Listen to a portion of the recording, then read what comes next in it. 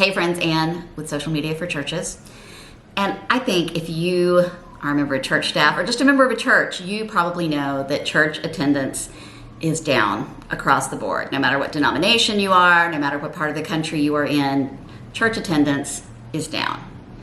Now, I would urge you not to use your precious social media ministry time and energy lamenting the fact that people aren't coming to church. And I certainly wouldn't use it choosing to blame all the factors for the outside factors that are keeping people from coming to church. Quite frankly, the number of reasons that people aren't coming to church are as many as the people who aren't coming to church. And often there is more than one reason that people aren't coming.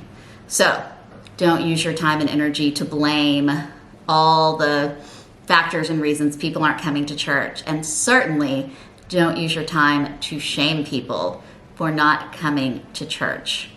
Yeah, that is not a good use of your time. It is not helpful for anyone. But in lieu of that, instead, I invite you to think about this.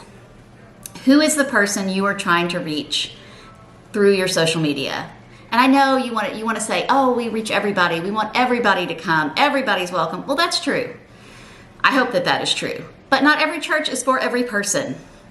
You know, at one point I pastored this redevelopment church. It was a downtown church. It was kind of weird and funky, and we had all kinds of different people.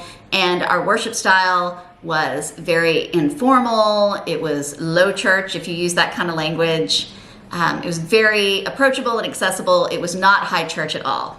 Whereas another church in my denomination was about the same size, several miles down the road, and they had a very high church style and a very high church preacher who preached from a manuscript and quoted, really important theologians, and it was very intellectual and highbrow, which is not the style that our church was at all. And we often talked about the fact that we were great partners in ministry because nobody was going to leave one church for the other. The people who were coming to my church weren't going to go to his church. The people who were at his church weren't going to come to mine. So recognize that while everybody is welcome, your church is not for everybody. So who is it for? Who is the person who is going to find a home at your church? Who are they? And I invite you to just think of two different kinds of people. Don't think of everybody who could possibly, but you know who it is that loves your church and embraces your church. And that does not have to be young people with children. That is not the holy grail of church membership, trust me. But who is it that would find a home and a welcome space at your church? And it may be people with young children. And one of the reasons why is you may have a great set of people who would be awesome adoptive grandparents. And that is a fair statement to make.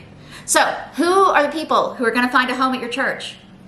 Write that down. Think of two different kinds of people who your church it would be their place. It would be a place where they could find encouragement, they could grow their faith, and where they could share their gifts, because we are not a consumerist organization.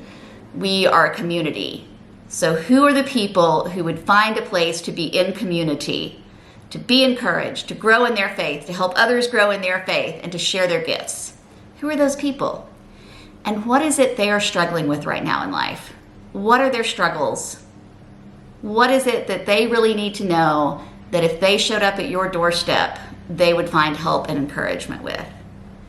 And again, that's not the end-all be-all. We are not a consumerist organization. But when we think about social media ministry and trying to talk to other people about who our church is and what our church is like, identifying the things that people are struggling with, that they will find help with at your particular place of worship, that's an important thing to share. So who are the people who are going to find a home at your church? What are they struggling with that you can help them with? And then here is the thing that trips a lot of you up. How can they access that help outside of Sunday morning? How else can they access your ministry? How else can they be a part of your community outside of Sunday morning worship? And if you don't have an answer for that, if the only way that these people who could really find community with you, who could really use what you've got, who could be changed by being a part of your community, can only access that community on Sunday morning at a particular time, at a particular place, You're not being the church, y'all. You're not doing it. I'm so sorry to say that if that hurts your feelings, but it's true. So, you may have a little homework to do. Who are the people who are going to find community in your church? What are they struggling with that being a part of your community could help make better? And how can they be a part of your community that happens outside of Sunday morning at 10 or 11 or whenever it is you meet? Those are the things you want to be sharing in your church's social media platforms. So do some thinking on that, do some praying on that, do some talking about that. There are people who need to be part of your community. There are people out there for whom being a part of your community would literally be life-changing. And social media gives you a great way to reach them.